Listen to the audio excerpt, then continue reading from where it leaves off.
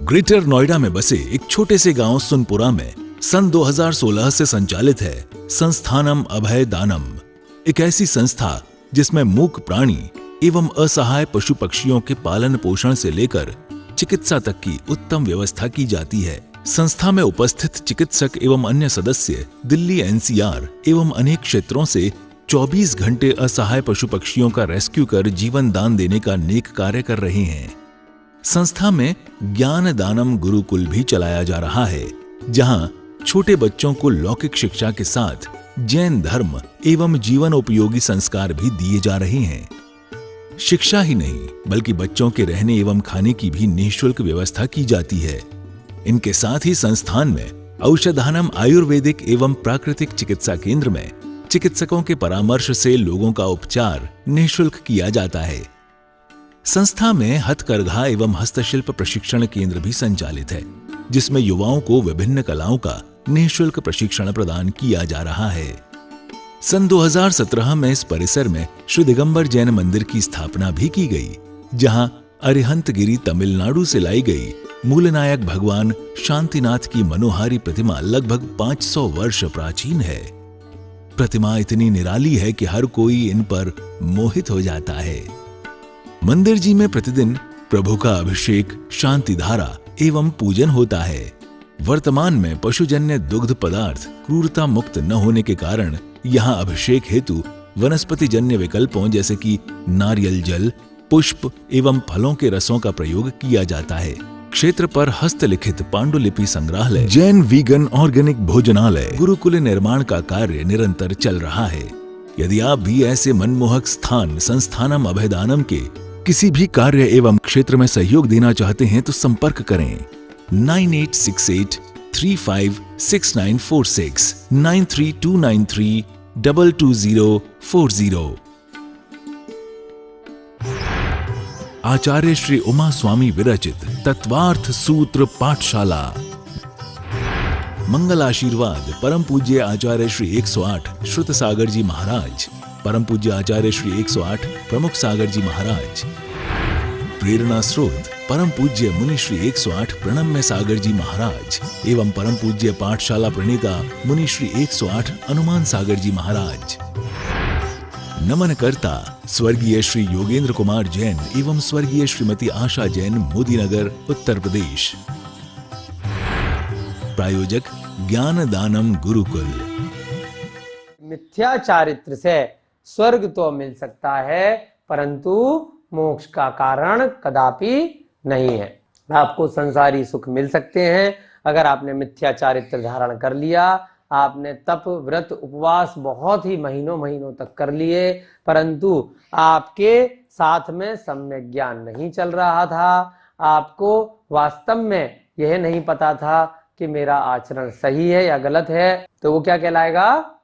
मिथ्या चारित्र कहलाएगा। कोई दिगंबर मुनिराज भी बन गए, परंतु उनको जानकारी नहीं है कि ये सही सही क्या है, खाली किस लिए बन गए कि मुझे सिद्धि की प्राप्ति हो जाए, मेरा बहुत नाम हो, वैभव हो, यश हो, या मुझे भविष्य में मुझे ये देव पर्याय मिल जाए। वो सब क्या है? सब मिथ्या चारित्र है ना। यानी कि सच्चे देव शास्त्र गुरु पर श्रद्धा नहीं करी। सम्यक दर्शन के साथ में, सम्यक ज्ञान के साथ में जब आचरण किया जाएगा तभी सम्यक चारित्र कहलाएगा। इसीलिए बोला कि तीनों चीजें इकट्ठी होनी बहुत जरूरी है। इनमें से एक भी चीज अगर थोड़ी बहुत भी गड़बड़ है तो वो मोक्ष का मार्ग नहीं है। अब सच्चे देव और सच्चे शास्त्र के बारे में भी थोड़ा सा बताया है इसी अध्याय में। सच्चे देव कौन से होते हैं, उनको कैसे मानेंगे? भाई अलग अलग जितनी भी मान्यताएं हैं, इतने सारे मत हैं, इतने सारे धर्म हैं पूरे संसार में, आज से नहीं अनादिकाल से हैं। समय के साथ साथ नए नए मत, नए नए धर्म आते रहते हैं, पुराने जाते रहते हैं। तो सच्चे देव शास्त्र गुरु कौन से हैं? ऐसे देव जो देव यानी कि यहाँ पर भगवान की बात हो रही है। सच्चे देव वो हैं जो वीतराग हों, यानी कि राग से रहित हों। राग और द्वेष दो वर्ड आते हैं, आपने हमेशा देखे होंगे। राग यानी मोह, द्वेष माने किसी से बैर करना, लेकिन कभी भी वीत द्वेष वर्ड नहीं बोलते। क्या बोलते हैं? वीत राग। क्यों? क्योंकि जब राग होगा तभी द्वेष होगा। आपका किसी से बैर, जिसको आप जानते ही नहीं हो, आप सड़क पे जा रहे हो, आपने बहुत सारे लोगों को ऐसे ही देखा, आप जानते ही नहीं थे, तो क्या किसी से आपको द्वेष होगा? क्या कोई आपको बुरा लगेगा? जा रहे हैं लोग, ना जान ना पहचान। तो लड़ाई किससे होगी आपकी? जिसके प्रति आपको राग होगा, मोह होगा। अगर उसने आपके अनुरूप कार्य नहीं किया, आपकी बात नहीं मानी, आपके हिसाब से नहीं चला, तो आपको क्या हो जाएगा? उससे बैर हो जाएगा, द्वेष हो जाएगा। तो इसलिए हमेशा वीत राग ही बोला जाता है। वीतरागी भगवान, यानी कि जिनको किसी से राग नहीं है, ऐसे भगवान। हम मूर्ति की पूजा क्यों करते हैं? क्योंकि उनको मूर्ति है भगवान की, अरिहंत भगवान की, हमें तो भले ही उनकी पूजा करनी है, वो हमसे कोई मतलब नहीं रख रहे। चाहे उनको पूरा बहुत सारा सामान ले जाके चढ़ा दें या कुछ ना चढ़ाएं, उनको कोई फर्क नहीं पड़ता। उनको किसी व्यक्ति से, इस संसार से कोई राग नहीं है, तो इसलिए उनको क्या बोलते हैं? वीतराग। तो सच्चे देव कौन से हैं? अरिहंत भगवान, यानी वीतराग भगवान। दूसरा, परिग्रह से रहित होते हैं। वीतराग का मतलब उनके ऊपर किसी भी प्रकार का कोई परिग्रह नहीं होता। परिग्रह माने ममत्व भाव, किसी भी चीज से, किसी भी वस्तु से, किसी भी व्यक्ति से, इस संसार के किसी भी तत्व से, कोई भी द्रव्य से उन्हें कोई ममत्व नहीं होता। ममत्व माने अपनापन, ममता। तो इसे क्या बोलते हैं? परिग्रह से रहित होना, कि अरिहंत भगवान के किसी प्रकार का परिग्रह नहीं है। आप लोग कहोगे तीर्थंकर भगवान का समोसरण लगता है तो कितना भारी उसमें सब चीजें होती हैं, तो परिग्रह नहीं है वो? नहीं, उनका उसमें ममत्व का भाव नहीं है। वो तो एक सृष्टि है। देवताओं ने समूसरण के लिए एक कृत्रिम रचना करी है। तीर्थंकर भगवान का उससे कोई प्रयोजन नहीं है। चाहे वो कितने भी बड़े सिंहासन पर बैठे हो, उससे भी वो ऊपर रहते हैं, वो टच भी नहीं करते, है ना। उनके ऊपर कितना भी स्वर्ण कमल हो, कोई सा भी वृक्ष हो, और बहुत बड़े स्वर्ण कमल लग रहे हो चारों तरफ, बड़े से बड़े मान स्तंभ हो, लेकिन भगवान का ममत्व भाव नहीं है, तो परिग्रह रहित माने जाते हैं। उसके बाद दिगंबर परंपरा के अनुसार, जैन परंपरा के अनुसार सच्चे देव कौन से हैं? जहां पर भगवान के साथ में उनकी कोई स्त्री ना हो, उनकी कोई फ्रेंड ना हो, उनके कोई भक्त साथ में न जुड़े हुए हों, है ना। तो क्या होगा? स्त्री से रहित हों, तो क्या कहलाएंगे? यानी कि भक्तों की हम मूर्तियां लगा सकते हैं, बट साथ में लेके नहीं चल रहे हो उनको। भगवान को किसी से भी परिग्रह नहीं है। यक्ष यक्षिणी हो सकते हैं भगवान की प्रतिमा के चारों तरफ, है ना, सजावट हो सकती है, लेकिन भगवान को कोई मतलब नहीं है। भगवान के ऊपर यदि वस्त्र डाल दिए तो वो जैन परंपरा के अनुसार क्या कहलाएगा? परिग्रह डाल दिया उनके ऊपर, तो इसलिए उनको सच्चे देव नहीं कहते। भगवान ने अगर अस्त्र शस्त्र ले लिए मार पिटाई करने के लिए, लोगों का संहार करने के लिए, तो वो सब क्या कहलाएंगे? परिग्रह से सहित कहलाएंगे। ऐसे देव सच्चे देव नहीं होते। सभी परंपराओं में ये आया है, पुनर्जन्म होता है और आत्मा कभी नहीं मरती है। लोगों के कर्मों के अनुसार उनको फल भुगतना पड़ता है, परंतु कई धर्मों में देवताओं को, जो भगवान है, उनके साथ में क्या है? अस्त्र शस्त्र दे दिए गए कि कभी भी दुष्ट कोई आएगा तो उसको वो मार गिराएंगे, उसको वो खत्म करेंगे। तो यही मिथ्या आ गया। जब भगवान खुद कह रहे हैं अन्य धर्मियों में कि भाई आत्मा तो मरती नहीं है, खाली शरीर मरता है, तो शरीर का संहार करने से क्या प्रयोजन है? अस्त्र शस्त्रों को उठा के भगवान के द्वारा, कि ये राक्षस है, ये दैत्य है, ये बुरा व्यवहार करने वाला है, भगवान ने त्रिशूल उठा लिया या भगवान ने कोई हथियार उठा लिया या उसको काट डाला, मार डाला, तो ये तो शरीर ही मारा। तो इसका मतलब कहीं ना कहीं कुछ मिथ्या है, सही बात नहीं लग रही देखने में, समझने में। क्यों? क्योंकि भगवान तो किसी के अभी मन परिवर्तन कर सकते हैं। अगर वो व्यक्ति दुष्ट है, गलत है, खराब है, तो उसको अपने ज्ञान के माध्यम से, अपने संस्कार के माध्यम से उसका हृदय परिवर्तन कर सकते हैं। उस राक्षस को भी, उस बुरे व्यवहार के व्यक्ति को भी बहुत अच्छे से क्या कर सकते हैं, अच्छे व्यवहार के व्यक्ति में उसको परिवर्तित किया जा सकता है। परंतु ऐसा न करके क्या दिखाया गया है कई किस्से कहानियों में, कि भगवान साक्षात आए और बुरे लोगों का संहार कर दिया, उनको मार डाला, उनको खत्म कर दिया। क्या वास्तव में वो लोग खत्म हुए? वो तो शरीर मात्र खत्म हुआ। तो ये सब क्या है?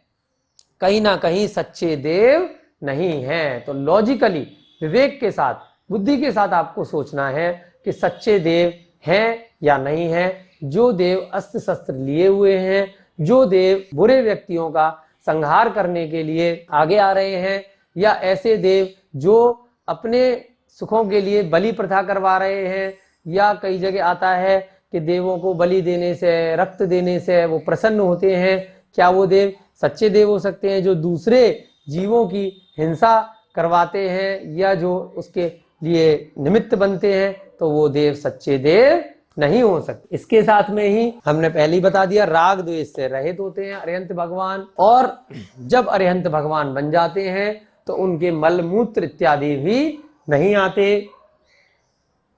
उसके बाद उनकी कोई मृत्यु नहीं आती, जैसे अकाल मृत्यु होती है। मात्र उनके जो 4 अघातिया कर्म बच जाते हैं अरिहंत भगवान के, वो अपने समय के अनुसार समाप्त होते हैं, परंतु अकाल मृत्यु नहीं आती, बुढ़ापा नहीं आता। जो बुढ़ापे के साथ में जो शरीर में कांति क्षीण हो जाती है, जो रोग इत्यादि हो जाते हैं, वो सभी नहीं आते सच्चे देवता के। तो ऐसे गुणों वालों को क्या बोला हमने? सच्चे देव बोला। अब सच्चे शास्त्र का क्या मतलब है? ऐसा शास्त्र, बहुत ही शॉर्टकट में अगर समझें, जिसमें किसी भी जीव को मारने का कुछ भी उद्देश्य नहीं आया है, वचन नहीं आया है कि ये जीव को मार के आपको ये सुख की प्राप्ति होगी। ऐसा कोई विचार शास्त्र में नहीं आया हो कि ये जीव हिंसा की जाएगी। ऐसा शास्त्र जो हमें संसार चक्र से मुक्ति की तरफ ले जाने का ज्ञान कराए, तो वही शास्त्र सच्चा शास्त्र कहलाता है। जैन परंपरा के अनुसार जो अरिहंत भगवान की वाणी है, जो जिनवाणी कहलाती है, जिनेन्द्र देव की वाणी, जिससे द्वादशांग की रचना आचार्यों ने, पूर्वाचार्यों ने की है, श्रुत परंपरा के माध्यम से वो वर्तमान में हमारे तक आई है, वही शास्त्र क्या कहलाते हैं? सच्चे शास्त्र। और इसको डिफरेंशिएट करने के लिए शॉर्ट में हम समझ सकते हैं कि ऐसा कोई भी शास्त्र जिसमें कहीं पर भी ऐसा दिखाया गया हो कि इस जीव को मारने से आपका कल्याण होगा, तो वो शास्त्र सच्चा शास्त्र नहीं है। हमने कोई भी शास्त्र पढ़ना है तो विवेक सहित पढ़ना है। उसके बाद सच्चा गुरु जो उन शास्त्रों का या जो उन सच्चे देवता का, सच्चे अरिहंत के बारे में हमें ज्ञान कराएं, हमें सही सही बताएं और स्वयं भी आचरण करें। सच्चे गुरु कौन? जो स्वयं में भी उनका आचरण अच्छा हो, जिनका स्वयं संपूर्ण श्रद्धान हो और वो अपने आप में भी आचारित्र धारण किए हुए हों, ऐसे गुरुओं को सच्चे गुरु कहते हैं। वो अलग अलग परंपरा के कोई भी हो सकते हैं। उन्हें क्या बोलेंगे? तीनों को मिला के सच्चे देव, सच्चे शास्त्र और सच्चे गुरु। दिगंबर परंपरा के अनुसार सच्चे गुरु कौन आए हैं? जो आरंभ और परिग्रह से रहित हो। निरारंभो परिग्रह। सच्चे गुरु निरारंभो परिग्रह, यानी कि निर माने रहित, आरंभो माने आरंभ से रहित हो और परिग्रह से रहित हो। दिगंबर परंपरा में क्या क्या चीजें अलाउ हैं गुरु के प्रति? कि भाई पीछी रख सकते हैं, एक कमंडल रख सकते हैं, शास्त्र इत्यादि रख सकते हैं, धर्म से रिलेटेड जो उनके स्वाध्याय में सहायक हो, पुस्तक इत्यादि रख सकते हैं। ज्ञान ध्यान तपो रखता, एक और सूत्र आया है इसमें, ज्ञान ध्यान तपो रखता, यानी कि ज्ञान दें, ध्यान में लीन रहें, तप करें। ज्ञान दें, ध्यान में लीन रहें, तप करें। ऐसे देव कौन से हैं? ऐसे गुरु सच्चे गुरु कहलाते हैं। ज्ञान ध्यान तपो रखता। ज्ञान दें, स्वयं ज्ञानवान होंगे तभी तो ज्ञान देंगे, और हमेशा ध्यान में लीन रहें और तप करते रहें, तो ये सच्चे गुरु कहलाते हैं। इस प्रकार से आपका पहला सूत्र समाप्त हो रहा है आज। सच्चे देव का मतलब आपको समझ में आ गया। आप लिखना चाहें तो लिख भी सकते हैं। जो वीतराग हो, परिग्रह से रहित हो, स्त्री अस्त्र शस्त्र से रहित हो, राग द्वेष जिनके ना हो, मलमूत्र से रहित हो, और मृत्यु बुढ़ापा इत्यादि ना आए, ऐसे अरिहंत भगवान। शास्त्र में जिसमें किसी जीव को मारने का आदेश ना आया हो, विचार ना आया हो। कई शास्त्र हैं, अलग अलग धर्म ग्रंथों के लोग अपने अपने हिसाब से बनाते हैं। काफ़ी चीज़ें अच्छी होती हैं, परंतु कहीं ना कहीं कुछ ना कुछ उसमें गलतियां जानबूझ के डाली जाती हैं या समय के अनुसार हो जाती हैं। वो गलतियां क्यों कहला रही हैं? क्योंकि विवेक से आपको सोचना है कि अगर किसी जीव को मारने का विचार आया है तो कोई भगवान बलि से या जीवों को खाने की प्रेरणा देने से कभी भी प्रसन्न नहीं हो सकते। तो इसलिए क्या कहलाएगा? वो मिथ्या शास्त्र कहलाएगा, और उसके विपरीत क्या कहलाएगा? सच्चा शास्त्र कहलाएगा। ऐसे गुरु जो निरारंभ परिग्रह से रहते हों, आरंभ और परिग्रह से रहित हैं, यानी कि उनके मातृ पीछी कमंडल इत्यादि हैं, दिगंबर परंपरा के अनुसार और श्वेतांबर परंपरा के अनुसार उनको थोड़ा बहुत परिग्रह उनके साथ में है, तो इस प्रकार से उसमें मान्यता है। यहाँ पर आज हमारा हमने बहुत डिटेल में लिया, जिससे कि धीरे धीरे आपको अच्छे से समझ आए। पहला सूत्र इंपॉर्टेंट था। अब धीरे धीरे हम प्रतिदिन आपको आगे आगे के सूत्र इसी प्रकार से कराते रहेंगे। आज की क्लास 2 यही समाप्त करते हैं। मोक्ष मार्गस्य नेतारम वेतारम कर्म भूभृतां ज्ञातारम विश्व तत्वानां वंदे तद्गुणलब्धये। आचार्य श्री उमा स्वामी विरचित तत्वार्थ सूत्र पाठशाला। मंगल आशीर्वाद परम पूज्य आचार्य श्री 108 श्रुत सागर जी महाराज, परम पूज्य आचार्य श्री 108 प्रमुख सागर जी महाराज। प्रेरणा स्रोत परम पूज्य मुनि श्री 108 प्रणम्य सागर जी महाराज एवं परम पूज्य पाठशाला प्रणेता मुनि श्री 108 हनुमान सागर जी महाराज। नमन करता स्वर्गीय श्री योगेंद्र कुमार जैन एवं स्वर्गीय श्रीमती आशा जैन, मोदीनगर, उत्तर प्रदेश। प्रायोजक ज्ञान दानम गुरुकुल।